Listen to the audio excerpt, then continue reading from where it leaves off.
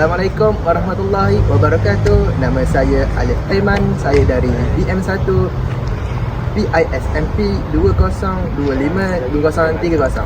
Okey. Saya terdiri dari 9 adik-beradik dan saya yang ke-9. Okey, kenapa saya memilih IPG? Hal ini kerana IPG merupakan sebuah institut yang saya impikan sejak dari kecil lagi.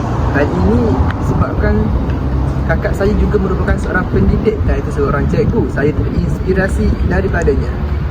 Okey, apa yang saya sangat ingin tahu dalam subjek BMMB 1144 adalah bagaimanakah